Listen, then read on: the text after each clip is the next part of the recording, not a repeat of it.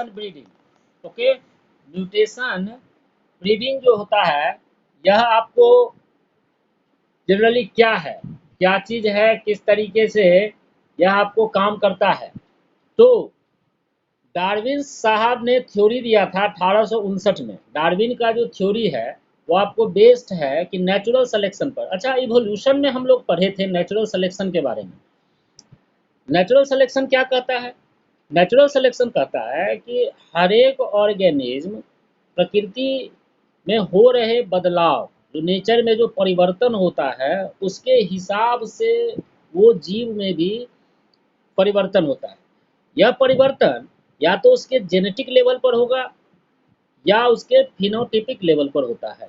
अगर genetic level पर होता है और यह अगर जर्मिनल सेल में हो यह परिवर्तन, तो अगर जर्मिनल लेवल पर होगा तो यह एक जनरेशन से दूसरे जनरेशन में ट्रांसफ़र कर जाएगा। हाँ, अगर फिनोटिपिक लेवल पर होगा तो फिर किसी प्रकार का यह एक जनरेशन से दूसरे जनरेशन में ट्रांसफ़र होने की बात नहीं होती है।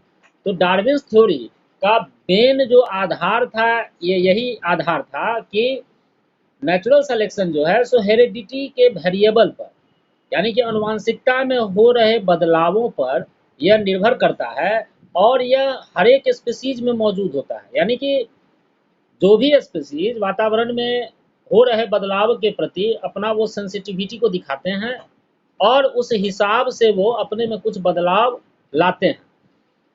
अगर वो बदलाव नहीं लाएंगे तो वो डिस्कार्ड कर दिए जाएंगे, उनको नेचर के द्वारा रिप्लेस्ड कर दिया जाएगा। आफ्टर दैट यह जो है सो केवल और केवल उसी स्पेसीज में बढ़िया तरीके से नज़र भी आते हैं जो आपको अपने आप को, जो स्पेसीज इन्वायरमेंट को बेटर तरीके से एडॉप्ट कर पाते हैं। नेचुरल बात है कि जो भी इन्वायरमेंट के प्रति सेंसिटिविटी दिखाते हुए अपने आप को बदलता है और बदलने की क्षमता रखता है, वही ऑर्गेनिज्म आपको सर्वाइव कर पाता है। जो नहीं सर्वाइव करेगा वो तो मर जाएगा, डिस्कार्ड हो जाएगा, तो उसके बारे में तो कोई अध्ययन करने का तो कोई मामलात ही नहीं बनते हैं। यहाँ पर अगर मान लीजिए किसी प्लांट को, अपने यहाँ जो होने वाले कोई पेड़ पौधा है, थोड़ी देर के लिए आम का पेड़, तो आम के पेड़ को हम ले जा करके राजस्थान के रेगिस्तानी इलाकों में अगर लगा देंगे तो वो वहाँ पर अपने आप को सर्वाइव नहीं कर पाएगा, वो डेवलप नहीं कर पाएगा, वो मर जाएगा। मरने का कारण क्या है? इस कारण से वो मर जाएगा कि वो जिस वातावरण या जिस इन्वायरमेंट में अपने आप को सूट करता है ग्रो करने के लिए, उस वातावरण में वो सूट वहाँ पर उसको मिलेगा नहीं रेगिस्तान में, और इस कारण से वो उसका सर्वाइवल मुश्किल हो जाएगा और वो मर जाता है। तो इस थ्योरी, यह जो थ्योरी जो दिए थे जिसको कि म्यूटेशन थ्योरी कहा जाता है या डार्विन्स थ्योरी कहा जाता है, इस थ्योरी को के सपोर्ट में डार्विन ने गैदर्ड किया था बहुत सारे एग्जाम्पल्स, काफ़ी सारे एग्जाम्पल्स को इकट्ठा करके उन्होंने इस थ्योरी को सिद्ध करने का प्रयास किया था अपने थ्योरी को। और जो एग्जाम्पल्स उन्होंने लिया था इस म्यूटेशन थ्योरी को प्रूव करने के लिए, उस एग्जाम्पल्स को कहा गया था स्पोर्ट्स। हम लोग बायोलॉजी में तो इसको स्पोर्ट्स कह सकते हैं, लेकिन ठेठ भाषा में अगर समझें तो ठेठ भाषा में कह सकते हैं कि उन्होंने बहुत सारे नमूना, है ना, सैंपल्स कहिए इसको, कि बहुत सारे सैंपल्स या बहुत सारे नमूनों को लिया, जो कि जिसमें क्या हुआ था कि वो अचानक से वो अपीयर्ड हुए थे। पहले के उनके जो पूर्वज थे या उनके जो उनसे जो पहले का जो जनरेशन था उसमें वो चीज़ मौजूद नहीं था, लेकिन वो जो नमूना को प्रस्तुत किए थे उसमें यह चीज़ नज़र आया था। क्या? जैसे कि उन्होंने देखा टेललेस कैट्स, कुछ ऐसी बिल्लियाँ उन्होंने निकाल करके सामने में रखा लोगों के पास, वैसी बिल्ली जिसको कि पूंछ नहीं था, टेललेस कैट्स थी। या फिर short leg variety of dogs, कुछ ऐसे कुत्ते की प्रजाति को उन्होंने सामने में रखा जिनके पैर बहुत ही छोटे थे। हम लोग देखते भी हैं, सिनेमा सर्कस में देखे हैं बहुत सारा ऐसा कुत्ता, अपने इर्द गिर्द तो हम लोग नहीं देखे, हाँ अपने आसपास भी बहुत सारा इस तरह का कुत्ता तुम लोग देखते होगे जिसका कि पैर छोटा होता है। जनरल जो कुत्ता से उसका पैर छोटा होता है, तो यह इस तरीके का कुछ एग्जाम्पल था। और यह शॉर्ट लेग्स कैट्स का एग्जाम्पल उन्होंने एज ए स्पोर्ट्स के रूप में वो रखे। आफ्टर दैट जो म्यूटेशन का जो आइडिया था ये सबसे पहले यह म्यूटेशन का आइडिया ओरिजिनेट हुआ था Dutch botanist Hugo de Vries के द्वारा। ह्यूगो डी व्रीज 1880 में इन्होंने एक पौधा था ओइनोथेरा लामार्कियाना, ओइनोथेरा लामार्कियाना पर वेरिएशन को देखे थे। ओइनोथेरा लामार्कियाना को इवनिंग प्राइम रोज भी कहते हैं या इसको 4 o'clock प्लांट भी कहते हैं, है ना।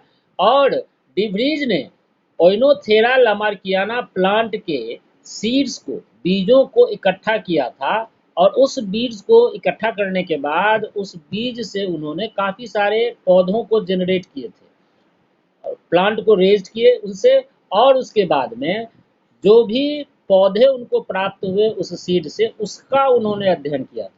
और ये जो अध्ययन किए थे तो यह वो देखे थे कि क्या जैसा जिस प्लांट का सीड हम लिए वो प्लांट था उनके पास ओइनोथेरा लामार्कियाना का, और उस पौधों से प्राप्त सीड से जो पौधे डेवलप किए उनमें प्रोजेनी में और पेरेंट में विभिन्न प्रकार के वेरिएशंस का वो अध्ययन किए थे और इसको उन्होंने देखा था। उन्होंने उनको जो वेराइटी जो मिला पौधे का, वो वेराइटी था 54,343 प्लांट का वेराइटी वो प्राप्त किए थे। उसमें से जो वेरिएशन जो उनको मिला था अलग अलग, थोड़ा सा अपने पेरेंट्स से बिल्कुल ही डिफरेंट टाइप के जो प्लांट जो उनको प्राप्त हुआ था, उसकी संख्या थी आपको 834 के करीब। ह्यूगो डी व्रीज को जो यह चीज प्राप्त हुआ, इसको उन्होंने यह जो आइडिया था इवोल्यूशनरी चेंज, जो इवोल्यूशन के हिसाब से उस पौधे में जो बदलाव हुआ था। अच्छा, आप यह भी चीज़ को जान लीजिए कि यह 54,443 जो प्लांट उनको प्राप्त हुआ होगा वो एक दिन में तो मिला नहीं होगा, कई एक सारा जनरेशन इसको जनरेट करना पड़ा होगा, तब जा कर के इतना ज़्यादा उनको पौधा मिला। उसमें से इन्होंने 834 प्लांट को ऐसे करके छांटा जिनमें कुछ न कुछ अंतर था थोड़ा। और ये जो व्यू है उनका जो आइडिया था इवोल्यूशनरी चेंजेज का, इसको सपोर्ट किया गया था, इसको सपोर्ट किया गया था बैटसन के द्वारा 1894 में, है ना। 1894 में बैटसन ने इसको सपोर्ट किए थे और इसके साथ साथ एक और व्यक्ति थे, एक और बोटेनिस्ट थे जो इस आइडिया को या इस सिद्धांत को सपोर्ट किए थे। उनका नाम था क्रोजिंस्की, क्रोजिंस्की 1899। इसके बाद ह्यूगो डी व्रीज ने इंट्रोड्यूस किया था टर्म म्यूटेशन को, एक सिद्धांत दिया या एक शब्द दिया, म्यूटेशन। अच्छा, म्यूटेशन को हिंदी में क्या कहते हैं? म्यूटेशन को हिंदी में कहा जाता है उत्परिवर्तन, यानी कि परिवर्तन जो होता है किसी तरीके का जो चेंजेस। तो म्यूटेशन को हम लोग कैसे डिफाइन करेंगे? तो यह जो लाइन है इसको निश्चित रूप से याद रखिएगा। जो लाइन कहता है कि mutation can be defined as sudden, stable, discontinuous and inheritable variation which appear in organism due to permanent change in their genotype। मेरा यह सलाह है आप लोगों को कि आप इस डेफिनेशन को निश्चित रूप से रट जाएं, रट ही जाना बेटर है।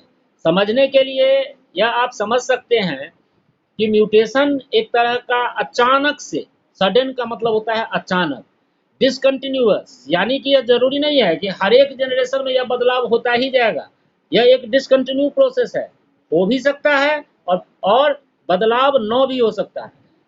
एक जनरेशन से अगला जनरेशन प्रोजेनी में आपको चेंजेज होंगे भी या चेंजेज नहीं भी हो सकते हैं। तो यह कंटिन्यूअस और डिसकंटिन्यूअस दोनों है, लेकिन ज़्यादातर यह इसको डिसकंटिन्यूअस यह माना गया है कि एक सतत तौर पर अगर बदलाव होता रहे तो that is called the continuous changes. लेकिन यह लगातार होने वाली बदलाव न है, यह कभी कभी बदलाव होता है। क्योंकि वातावरण जब अत्यधिक में अपने आप को बदलती है तो उसके हिसाब से जीव को भी बदलना पड़ता है, इस कारण से इसको डिसकंटिन्यूअस कहा गया है। और यह जो बदलाव जो होता है वो एक इनहेरिटेबल वेरिएशन है, जो कुछ भी बदलाव होगा वो एक जनरेशन से दूसरे जनरेशन में ट्रांसफर होता है, इनहेरिटेबल होता है। और इस प्रकार से किसी भी ऑर्गेनिज्म में होता है तो क्यों होता है? तो उनके जीनोटाइप में परमानेंटली, उसके जेनेटिक स्ट्रक्चर में परमानेंट रूप से, अस्थायी रूप से कुछ खास तरह से बदलाव हो जाते हैं, जिसके कारण उस जीव का या तो फिजियोलॉजी में बदलाव हो जाएगा, या उसके मॉर्फोलॉजी में कुछ बदलाव हो जाएगा, या उसका कुछ बायोकेमिकल स्ट्रक्चर यानी कि इंटरनल जो ऑर्गेन का जो बायोकेमिस्ट्री है उसमें कुछ बदलाव हो सकते हैं। और इसी को कहा गया है आपका म्यूटेशन। अब जो प्रोडक्ट ऑफ म्यूटेशन, म्यूटेशन होगा किसी जीव में तो या तो किसी ऑर्गेन पर काम करेगा वो, या पूरा का पूरा बॉडी पर काम करेगा। तो जो कुछ भी बदलाव होगा, बदलाव के बाद जो कुछ भी हमको नजर आएगा, उस चीज को बोला जाता है, जो प्रोडक्ट जो होगा म्यूटेशन का, यानी कि जो जिस्ट जो हमको मिला, जो रिजल्ट मिला म्यूटेशन के बाद का जो परिणाम, प्रोडक्ट को तो परिणाम ही कहते हैं। तो प्रोडक्ट जो मिलता है म्यूटेशन के बाद, उसको कहा जाता है म्यूटेंट।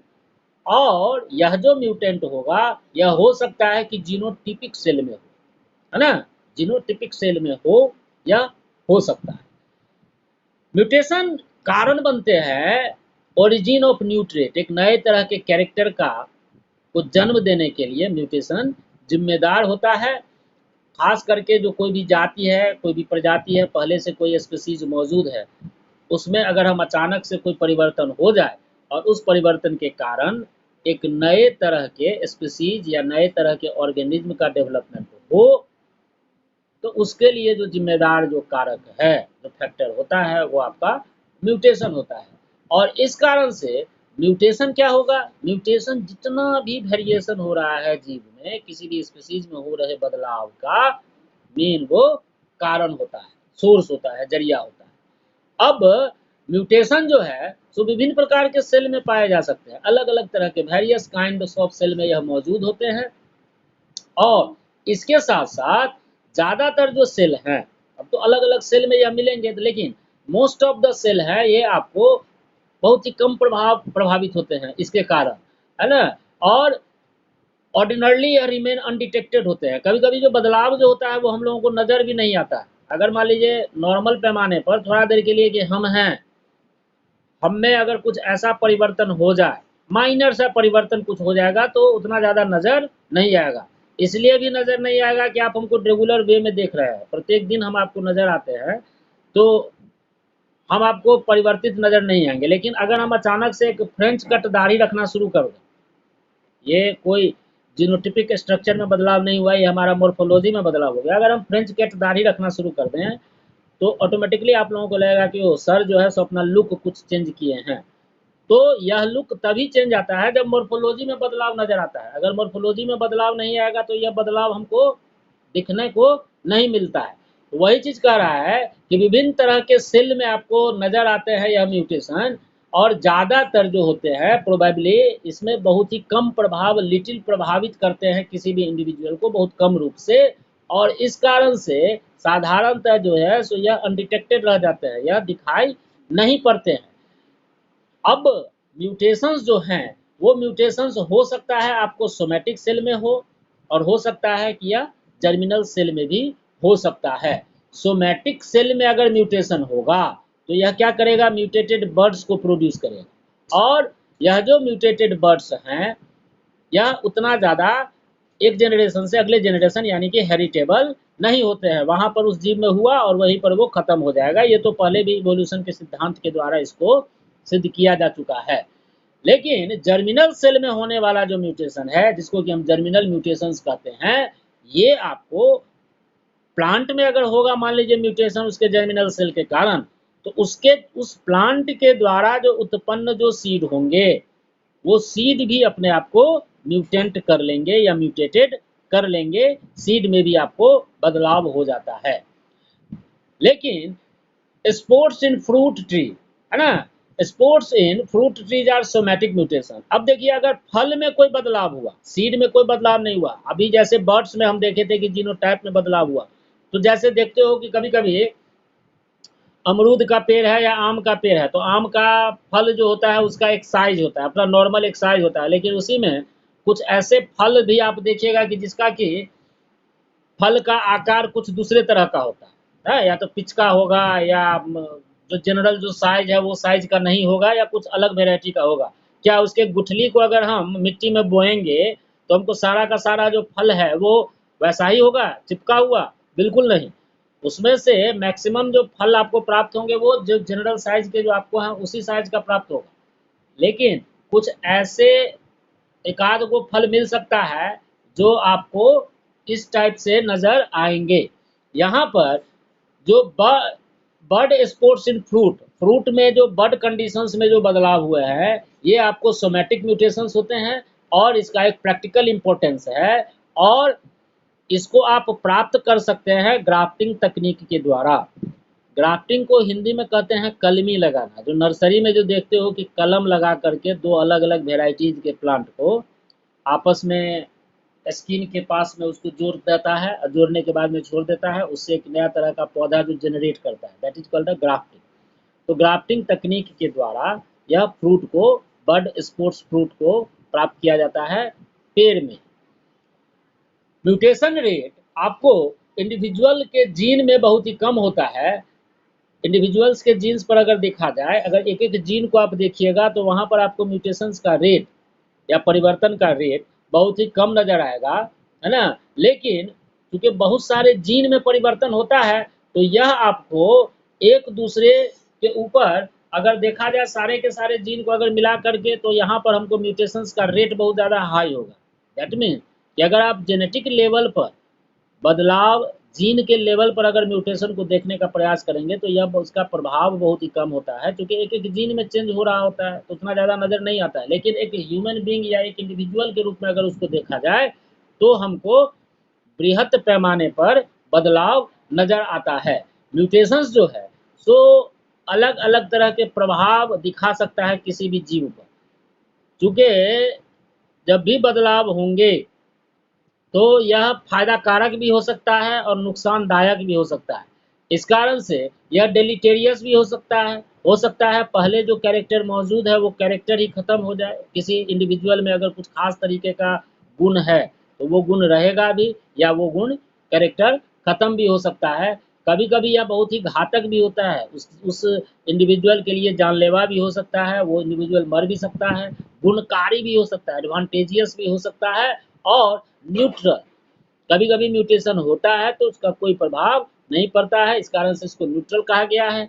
कभी आपको म्यूटेशन विजिबल होगा यानी कि दिखाई भी पड़ेगा और कभी म्यूटेशन इनविजिबल हो जाता है यानी कि दिखाई नहीं भी पड़ सकता है। ज़्यादातर जो म्यूटेशन होते हैं वो आपको रिसेसिव जीन्स पर, जीन्स दो प्रकार के होते हैं, एक रिसेसिव जीन और एक डोमिनेंट जीन। रिसेसिव जीन उसको कहते हैं जो होते तो मौजूद हैं लेकिन उनका कैरेक्टर जो है सो नज़र नहीं आता है, वो दबे हुए अवस्था में रहते हैं। हाँ, किसी किसी जनरेशन में वो नज़र आते हैं तो वो तभी नज़र आ पाएंगे जब वो होमोजाइगस की स्थिति में आते हैं, जब वो दोनों का दोनों रिसेसिव जीन ही केवल उस इंडिविजुअल में मौजूद होगा तो वही तो कैरेक्टर नज़र आएगा।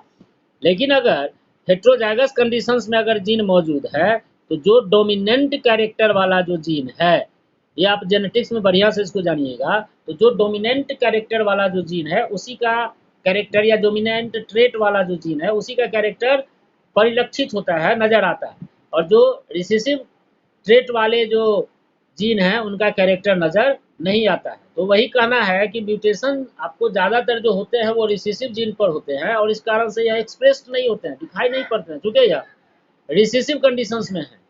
लेकिन कुछ ऐसे भी हैं जो कि कुछ ऐसे भी म्यूटेशंस हैं जो डोमिनेंट, ज़्यादातर म्यूटेशन जो है वो आपको रिसेसिव जीन्स पर होते हैं और अगर रिसेसिव जीन्स पर म्यूटेशन होंगे तो वो नज़र नहीं आएंगे, क्योंकि रिसेसिव कैरेक्टर कभी भी किसी भी ऑर्गेनिज्म में नज़र नहीं आता है। लेकिन कभी कभी म्यूटेशंस जो हैं तो डोमिनेंट जीन्स पर होते हैं।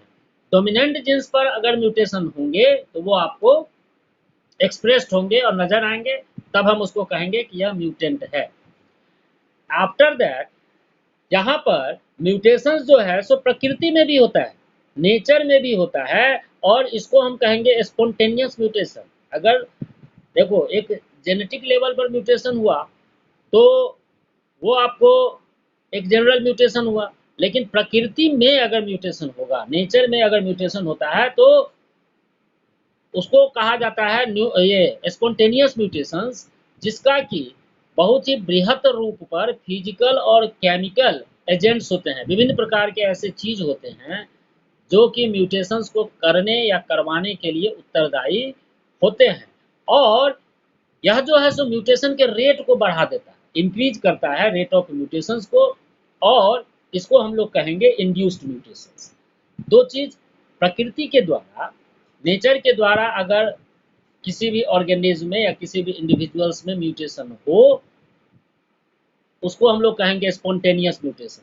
ये किस प्रकार का होगा? जैसे कि हम यहाँ से चले जाएं रेगिस्तानी इलाकों में, तो हमारा शरीर का रंग काला हो जाएगा, चूँकि सनरेज के काफ़ी ज़्यादा एक्सपोजर के कारण। तो यह नेचर के द्वारा किया गया है। अगर मान लीजिए आप कुछ ऐसा जगह पर रहते हैं जो कि आप धूलकण ज़्यादा ले रहे हैं, या कुछ ऐसा फिजिकल सब्सटेंस आपको ज़्यादा एक्सपोजर हो रहा है, तो उसके कारण भी आपके शरीर में कुछ खास तरीके का बदलाव हो सकता है। तो इस तरीके के म्यूटेशन को हम लोग बोलेंगे इंड्यूस्ड म्यूटेशन। देन अगला है आपका जेनेटिक इंजीनियरिंग। तो जेनेटिक इंजीनियरिंग किसको कहते हैं? तो इसके द्वारा हम लोग नए जीन को सिंथेसिस करते हैं लेबोरेटरी में, है ना। लैब में अगर नए प्रकार के जीन को बनाया जाना, सिंथेसिस ऑफ न्यू जीन्स, और नए जीन को बना लेने के बाद उसको ट्रांसक्रिप्शन जीनोम के रूप में, क्योंकि जीन तो अकेला होता नहीं है, जीन एक क्रमबद्ध तरीके से स्ट्रक्चर के रूप में मौजूद होता है। तो उस स्ट्रक्चर को ही कहते हैं जीनोम, एक सेट, है ना। तो एक सेट के रूप में इसको व्यवस्थित करना है, यानी कि जीनोम के रूप में इसको परिवर्तित करना, और परिवर्तित करके किसी भी ऑर्गेनिज्म में इसको ट्रांसफर करना, या फिर वो प्रक्रिया जिसके द्वारा जीन में पाए जाने वाले किसी भी प्रकार के डिफेक्ट को ठीक किया जाए। ये या तो नया जीन का सिंथेसिस करेगा, या पहले से जो जीन मौजूद है उसमें अगर किसी तरीके का कुछ डिफेक्ट आ गया है, कुछ दिक्कत आ गया है, तो उसको अगर वो करेक्ट करता है या किया जाता है, इसको ही हम लोग कहते हैं जेनेटिक इंजीनियरिंग। कुछ इससे रिलेटेड टर्म भी हैं, जैसे कि आपका gene therapy, gene manipulation, gene transplantation, gene intervention और अल्जीनी। ये सब जो टर्म है, ये सब भी आपको जेनेटिक इंजीनियरिंग के बदले में ही इसको यूज हम लोग करते हैं। एक तरीके से कहें कि यह जेनेटिक इंजीनियरिंग का सिनोनिमस शब्द है, सिनोनिमसली इसको यूज किया जाता है। सिनोनिमसली कहते हैं कि उसी के समान अर्थ वाले शब्द, हिंदी में तो सिनोनिम्स को यही कहते हैं, जो समान अर्थ वाले जो शब्द हैं। अचीवमेंट और प्रोस्पेक्ट्स ऑफ जेनेटिक इंजीनियरिंग, क्या प्राप्ति है, किस तरीके से यह हमारे लिए, इंसानों के लिए फायदेमंद है, और किस तरीके का इसका उपयोग, और क्या इसका भविष्य है, कहाँ कहाँ पर इसको यूज किया जा सकता है। तो जेनेटिक इंजीनियरिंग के द्वारा ही आज के डेट में यह चीज़ संभव हो पाया है कि हम लोग खास तरीके का कैरेक्टर वाले, खास खास गुणों वाले प्लांट या एनिमल्स को जेनेटिक इंजीनियरिंग की मदद से प्रोड्यूस कर पाते हैं या कर पाए हैं। एक दिन हम आपको बराबर बोलते हैं कि अभी क्या हुआ कि प्लांट के केस में एक ऐसा पेड़ को विकसित किया गया जेनेटिक इंजीनियरिंग के द्वारा, या प्लांट ब्रीडिंग में जेनेटिक इंजीनियरिंग की तकनीक को ला करके, कि उसमें आलू और टमाटर दोनों का गुण वाले पौधे को विकसित किया गया। यानी कि उस पेड़ के जड़ में आलू होगा और उसके तना पर, ब्रांचेज पर टमाटर उगेंगे। अब बेनिफिट क्या हो गया कि एक ही खेत में केवल एक ही फसल से दो चीज़ों की प्राप्ति होने लगी। या कुछ ऐसे भी एनिमल को विकसित किया गया है जिससे कि वो ड्यूअल पर्पस का यूज किया जाता है या किया जा सकता है। ये सब चीज़ आपको जेनेटिक इंजीनियरिंग के बदौलत ही हो पाया है। जेनेटिक इंजीनियरिंग जो है सो विभिन्न प्रकार के हेरिडिटरी जो डिजीज हैं, जो अनुवांशिक बीमारी हैं, उनके इलाज में भी यह आपको मदद कर रहा है आज के समय में। और जो जेनेटिक थेरापी है, जो आपको बहुत ही खतरनाक बीमारी है, विभिन्न प्रकार से यह लोगों को दिक्कत कर रहा है। मान लीजिए कि जो जीन में किसी तरीके का अंग भंग हो गया है, जेनेटिक उसका स्ट्रक्चर में कुछ खास तरीके का बदलाव हो गया है, और जिसके कारण कोई व्यक्ति या कोई ऑर्गेनिज्म उससे सफ़र कर रहा है, तो उसका भी थेरेपी इस जेनेटिक इंजीनियरिंग की मदद से किया जा सकता है। और ये आपको यूज होता है crippling hereditary disease. Crippling hereditary disease just like haemophilia, phenylketonuria, ये सब जेनेटिक डिजॉर्डर हैं। फिनाइलकीटोन्यूरिया या हीमोफीलिया, इसमें जेनेटिक स्ट्रक्चर में कुछ बदलाव हो जाते हैं, उन बदलाव को दुरुस्त किया जाता है, ठीक किया जाता है जेनेटिक इंजीनियरिंग के बदौलत। आफ्टर दैट जीन कोडिंग, खास तरीके से कुछ ऐसे विटामिन्स हैं, हार्मोन्स हैं या बैक्टीरिया को विभिन्न प्रकार के पैथोजन को मारने वाले एंटीबायोटिक्स है, जो कि बैक्टीरिया के द्वारा प्राप्त किए जाते हैं, जिसको कि पहले लेबोरेटरी में बनाना, लेबोरेटरी में सिंथेसाइज करना बड़ा ही मुश्किल काम था। अब क्या किया गया कि जेनेटिक इंजीनियरिंग के द्वारा अब इसको लेबोरेटरी में नहीं बनाया जाता है, उस किसी ऑर्गेनिज्म में ही या जीन के चेंजेस के द्वारा वो ऑर्गेनिज्म इसको प्रोड्यूस करता है बायोसिंथेसिस की मदद से, और यह ज़्यादा सही ढंग से काम करता है और किसी भी ऑर्गेनिज्म के लिए ज़्यादा फायदेमंद भी होता है। तो जीन कोडिंग के द्वारा, जैसे विटामिन को बनाने के लिए भी कुछ जीन रिस्पॉन्सिबल है, तो अगर वो जीन में कोडिंग कर दिया जाए तो ऑटोमेटिकली है कि वो ऑर्गेनिज्म उस तरीके का विटामिन को डेवलप करने लगेगा, उसका बॉडी या उसका सेल। तो जीन कोडिंग के मदद से विटामिन, हार्मोन्स, एंटीबायोटिक्स, बैक्टीरिया, ये सब को भी बनाना आपको संभव हो पाया है, जो प्रोड्यूस करते हैं कुछ खास ऐसे केमिकल जो कि सिंथेसाइज करना या उनको प्राप्त करना बड़ा ही मुश्किल है। लेबोरेटरी में इस तरीके का केमिकल को बनाना बड़ा ही कठिन काम है, और इसको अगर किसी ऑर्गेनिज्म में जेनेटिक सेटअप के द्वारा डाल दिया जाए तो वो ऑर्गेनिज्म इसको आसानी से बना लेता है। प्लांट ब्रीडिंग जो है, प्लांट ब्रीडिंग तकनीक में हम लोग किस प्रकार से इंसेक्ट और पेस्ट रेसिस्टेंस प्लांट को डेवलप करते हैं, ये चीज़ को अब देखेंगे। तो प्लांट ब्रीडिंग जो है, सो इंसेक्ट के द्वारा आज के समय में विभिन्न प्रकार के ऐसे प्लांट का डेवलपमेंट किया गया है या किया जा सका है, जो कि आपको इंसेक्ट या पेस्ट से रेसिस्टेंट हो, यानी कि उस तरीके के प्लांट पर इंसेक्ट या पेस्ट किसी तरीके से कोई प्रभाव नहीं डालते हैं। इंसेक्ट या पेस्ट का जो अटैक है, जो अटैक करते हैं, अभी जो टिड्डा है या विभिन्न प्रकार के कीड़े मकोड़े पेड़ फसलों पर आक्रमण करते हैं और उनका पूरा का पूरा फसल को वो बर्बाद कर देते हैं, तो इंसेक्ट अटैक या पेस्ट का इन्फेस्टेशन के कारण क्रॉप प्लांट को बहुत ज़्यादा क्षति होता है, काफ़ी ज़्यादा वो डैमेज होते हैं। तो इंसेक्ट और पेस्ट रेसिस्टेंस के द्वारा कुछ पौधों में जो है सो क्या किया गया है कि सक्सेसफुली उनके मॉर्फोलॉजी में परिवर्तन किया गया या उनके बायोकेमिकल में परिवर्तन किया गया, कुछ ऐसे केमिकल्स को वो रिलीज करने लगे जिसके कारण उस पर इंसेक्ट पेस्ट ज़्यादा प्रभाव नहीं छोड़ पाए, या फिर उनमें कुछ फिजियोलॉजिकल कैरेक्टर में कुछ बदलाव किया गया। जैसे इसके कुछ एग्जाम्पल्स हैं कि प्लांट्स जो हैं आपको इंसेक्ट रेसिस्टेंस हो गए कुछ खास मॉर्फोलॉजिकल चेंजेस के कारण, जैसे कि कॉटन के पेड़ में, कॉटन का पेड़ का पत्ती अगर हेयरी हो गया, उस पर अगर छोटे छोटे बाल हो जाते थे, तो उस बाल के कारण उसके पौधों पर अगर बाल हेयरी लाइक स्ट्रक्चर, हेयर के जैसे एक स्ट्रक्चर का पदार्पण हुआ, अगर उगना शुरू हुआ, तो इसके कारण क्या हुआ कि जैसिड्स नाम का कीड़ा कॉटन प्लांट को डैमेज नहीं कर पाया, और वैसा कॉटन का प्लांट जिसका लीव्स हेयरी नहीं था, तो उस पर आसानी से ये जैसिड्स कीड़ा अटैक करता था और उस कॉटन को बर्बाद कर देता था।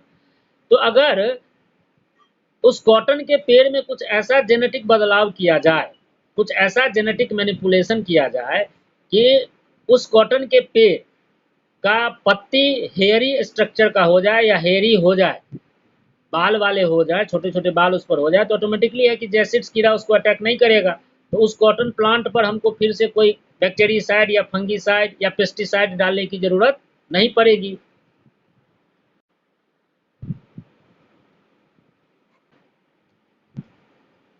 अब उस कॉटन प्लांट में अगर किसी तरीके का जेनेटिक बदलाव कर दिया जाए, तो उस जेनेटिक मॉडिफिकेशन के द्वारा वो कॉटन के पेड़ में ऑटोमेटिकली आपको उसका पत्ती जो होगा वो हेयरी हो जाएगा। अब हेयरी होने के कारण उसमें किसी तरीके का यह जैसिड्स उसको अटैक नहीं कर पाएगा, तो यह रेसिस्टेंट हो गया। उसी तरीके से एक फसल है आपका गेहूं का, व्हीट में भी व्हीट का जो पौधा है वो रेसिस्टेंट हो गया cereal leaf beetle. Cereal leaf beetle एक कीड़ा है जो कि गेहूं के फसल के पत्तों को नुकसान पहुंचाता है, तो उस पर भी इसी तरीके का जेनेटिक मॉडिफिकेशन करके उसके पत्ती को हेयरी बना दिया गया, और हेयरी होने के कारण वो कीड़ा उसको अटैक नहीं कर पाया। इसके बाद कॉटन के वैरायटी को एक और कीड़ा है हॉलवर्म, जो उसको नुकसान पहुंचाता है। तो उसमें हेयरी लीव्स की जरूरत नहीं थी, उसमें स्मूथ लीव्स का जरूरत था। तो अब देखिए, अलग अलग वातावरण में होने वाले जो पेड़ पौधे हैं, वहाँ सभी पेड़ पौधे पर या एक ही तरह के पेड़ पौधे पर सभी अलग अलग कीड़े अटैक करते हैं। तो एक हॉलवर्म कीड़ा है जो कि स्मूथ अगर पत्ती रहेगा तो उस पर वो अटैक नहीं कर सकता है। तो कॉटन के पौधे को स्मूथ बनाने के लिए उसमें फिर से जेनेटिक मॉडिफिकेशन किया गया उस जगह पर जहां पर यह कीड़ा हॉलवर्म उसको दिक्कत करता था या अटैक करके उसको हानि पहुंचाता था। तो स्मूथ लीव्स या फिर वेक्टरलेस कॉटन वेराइटी, इस पर हॉलवर्म अटैक नहीं कर पाया।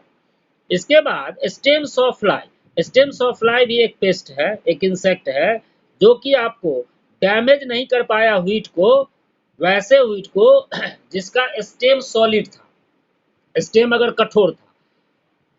मेज स्टेम बोरर्स, मक्का के फसल को बर्बाद करने वाला मेज स्टेम बोरर्स कीड़ा है। ये भी आपको मेज प्लांट को डैमेज नहीं कर पाया। जब मेज में कुछ फिजियोलॉजिकल बदलाव किया गया जिसके कारण वो एस्पार्टिक एसिड का कंसंट्रेशन उस मेज के प्लांट में बढ़ गया, नाइट्रोजन का कंटेंट घट गया और शुगर कंटेंट भी घट गया। इन कारणों से यह कीड़ा उसको डैमेज नहीं कर पाया। ऊपर में जो यह 4 एग्जाम्पल है, ये चारों एग्जाम्पल जेनेटिक इंजीनियरिंग तकनीक के द्वारा प्लांट में इसको इंट्रोड्यूस किया गया विभिन्न तरह के पौधों में। और वो पौधों में जैसे ही यह जीन ट्रांसफर हुआ, वो जीन ट्रांसफर होने के बाद यह या तो उस प्लांट के मोर्फोलॉजी में कुछ खास तरीके का बदलाव लाया, या नहीं तो उसके फिजियोलॉजी में कुछ परिवर्तन लाया, या कुछ बायोकेमिकल स्ट्रक्चर को बदलाव किया, जिसके कारण वो प्लांट पेस्ट या इंसेक्ट रेसिस्टेंट हो गए। जो सोर्स है, जो जरिया है जिसके द्वारा रेसिस्टेंस जीन्स को प्राप्त किया जाता है, जो कल्टीवेटेड वेराइटीज में या फिर जर्म प्लाज्म कलेक्शन में या कहीं ना कहीं से तो लाया जाएगा। तो यह प्राप्त किया जाता था उसी पौधे के जो वाइल्ड वेराइटी जो अवेलेबल हैं, जो जंगल में होने वाले जो इनके ही कुल के जो पौधे हैं, उनमें यह कीड़ा अटैक इसलिए नहीं कर पाया कि वो अपने आप में खुद को मॉडिफाई कर लिए जेनेटिक लेवल पर, यानी एक तरीके से कहें कि वो म्यूटेंट कर लिए ताकि वो कीड़ा उनको डिस्टर्ब नहीं कर पाया।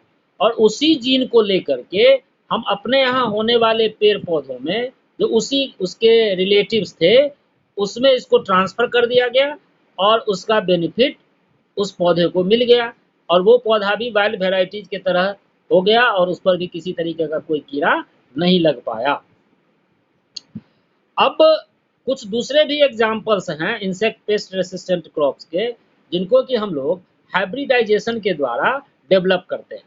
ये हाइब्रिडाइजेशन के द्वारा जो डेवलप होने वाले जो पौधे हैं, उनके एग्जाम्पल्स हैं पूसा गौरव वेराइटी, ये ब्रेसिका यानी कि रेपसीड मस्टर्ड सरसों का एक वेराइटी है जिसको कि डेवलप किया गया। और यह जो फसल था या यह जो प्लांट था, आपको एफिड नाम के कीड़ा से रेसिस्टेंट था। ध्यान दीजिए, कुछ भी कैरेक्टर अगर दिया गया है इन सारे पौधों को, तो उनके वाइल्ड रिलेटिव्स में मौजूद जो कैरेक्टर था जिसके कारण उनमें यह कीड़ा या यह इंसेक्ट उनको डैमेज नहीं कर पाया था, उसी को ट्रांसफर किया गया हमारे यहाँ होने वाले क्रॉप्स में और उसका बेनिफिट उठाया गया। दूसरा है पूसा सेम 2 और पूसा सेम 3 वेराइटीज। ये फ्लैट बीन्स, जो सेम का जो फसल है फ्लैट बीन्स, ये आपको रेसिस्टेंट है एफिड से, जैसिड से और फ्रूट बोरर से, जो फल को जो है छिद्रित कर देता है, कीड़ा लग जाता है।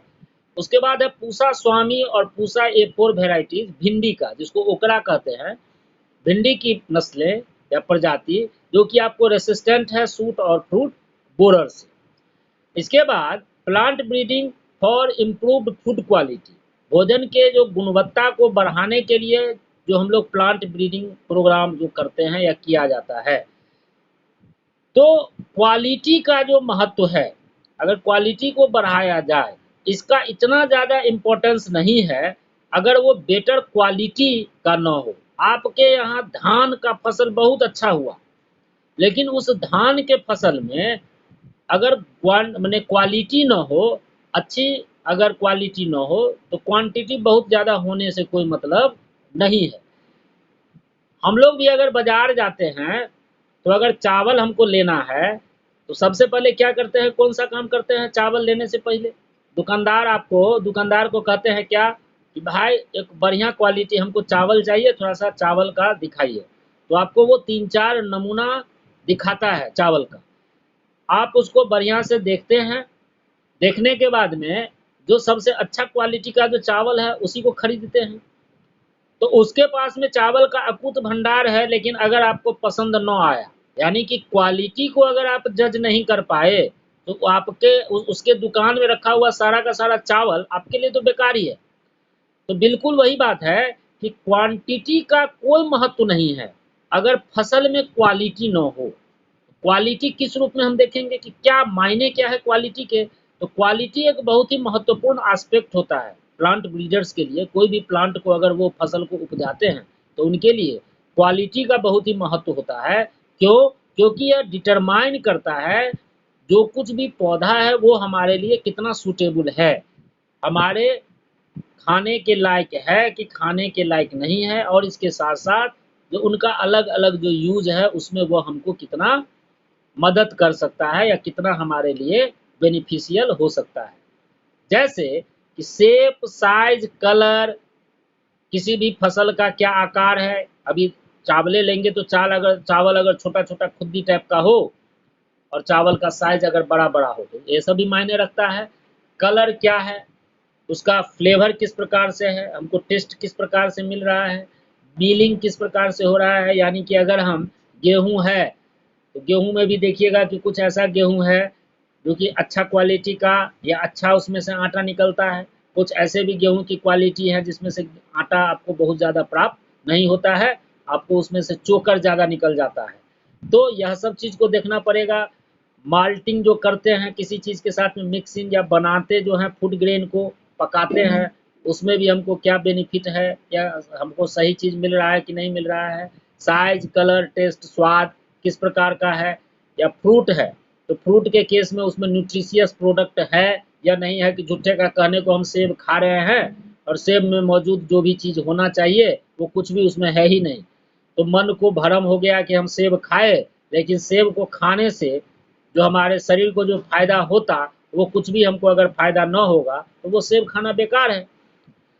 तो यह सब चीज जो है, यह केवल और केवल अनाज में, फल में ही नहीं, वेजिटेबल्स में भी देखा जाता है। अगर हम दाल खा रहे हैं, तो दाल बेसिकली खाया जाता है आपको उसमें पाए जाने वाले प्रोटीन कंटेंट के कारण, कि प्रोटीन ठीक ढंग का है कि नहीं है।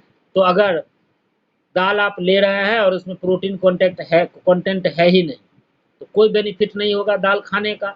इसी तरीके से अगर कोई ऑर्नामेंटल प्लांट है जो कि प्लांट ब्रीडर के द्वारा जो उगाए जाते हैं, तो ऑर्नामेंटल प्लांट में अगर उसका साइज, कलर और लीव का पैटर्न अगर अच्छा नहीं हो, या फूल का कलर अगर अट्रैक्टिव न हो, तो वो भी ऑर्नामेंटल प्लांट बेकार हो जाता है। तो हर एक क्षेत्र में पेड़ पौधों को उगाने के लिए अलग अलग क्षेत्रों में इसका बृहत पैमाने पर प्रयोग किया जाता है प्लांट ब्रीडर के द्वारा। और वो हमेशा इस चीज़ के लिए प्रयासरत रहते हैं कि जितना ज़्यादा से ज़्यादा बढ़िया तरीके से इसको हम इम्प्रूवमेंट करते रहें।